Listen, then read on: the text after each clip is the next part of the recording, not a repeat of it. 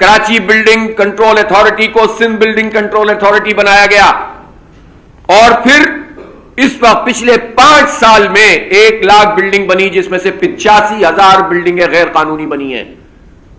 یہ کس کی گورنمنٹ ہے؟ یہ کیا پچھلے میئر کی گورنمنٹ ہے؟ اس سے پچھلے میئر کی گورنمنٹ ہے؟ اس سے پچھلے میئر کی گورنمنٹ ہے؟ یہ صوبائی حکومت ہے پیپلز پارٹی کی اور وفاق میں یہ لوگ سب اکٹھے ہیں ایم کیو ایم وغیرہ اور نون لیگ اور یہ سب مل کر حکومت کر رہے ہیں اور اس طرح سے اس شہر کا بیڑا غرق کر رہے ہیں.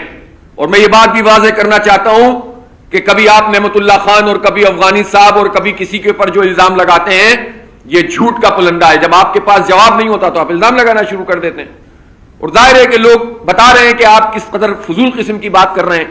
جس کمرشلائزیشن کی آپ بات کر رہے ہیں دنیا بھر میں جو بڑی سڑکیں ہوتی ہیں اس پہ تو بلڈنگیں بنتی ہیں.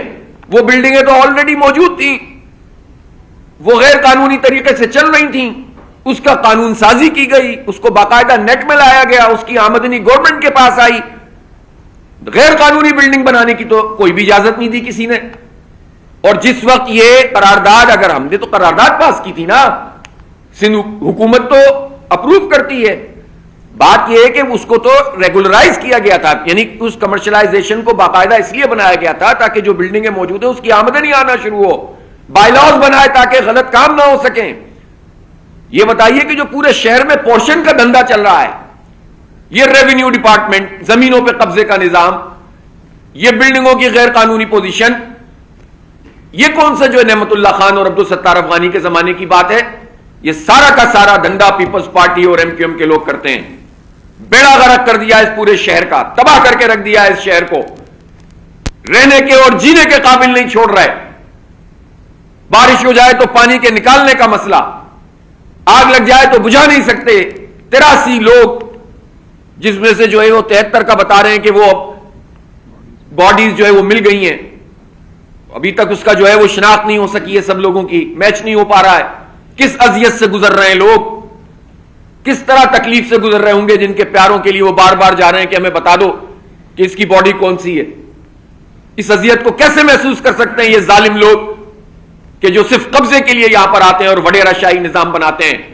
اور میں یہ بھی کہنا چاہتا ہوں کہ اس طرح کے جو فلر چھوڑے جاتے ہیں, کبھی صوبے کا کبھی وفاق کے حوالے کرنے کا, او بھائی کراچی کے مسئلے کا حل نہ صوبائی کنٹرول ہے نہ وفاقی کنٹرول ہے. آئین کے مطابق کراچی کے مسئلے کا حل کراچی سٹی گورنمنٹ ہے. یہ جو بلاول صاحب دنیا بھر میں پریزنٹیشن دیتے پھرتے ہیں, یہ مزے لیتے ہیں لندن کے اور مزے لیتے ہیں نیو یارک کے, اور یہ بتانا چاہتے ہیں کہ میں نیو یارک اور لندن اور ان سے کتنا زیادہ مزاج ملتا ہے میرا. کبھی انہوں نے وہاں کی گورنمنٹ کے بارے میں سنا کہ وہ گورنمنٹ کیا ہوتی ہے, اس کے اختیارات کیا ہوتے ہیں؟ استنبول کی گورنمنٹ جو بلدیاتی گورنمنٹ ہے اس کے اختیار میں ماسٹر پلان ہے, اس کے اختیار میں فائر بریگیڈ ہے, اس کے اختیار میں تعمیرات ہیں, اس کے اختیار میں ٹرانسپورٹ ہے, اس کے اختیار میں سیوریج ہے, اس کے اختیار میں پانی ہے, اس کے اختیار میں ایفلوئنٹ پلانٹس ہیں, تعلیم ہے, روزگار ہے, قرضے جاری کرنا ہے, پوری اسکیمیں ہیں لوگوں کی فلاح و بہبود کی.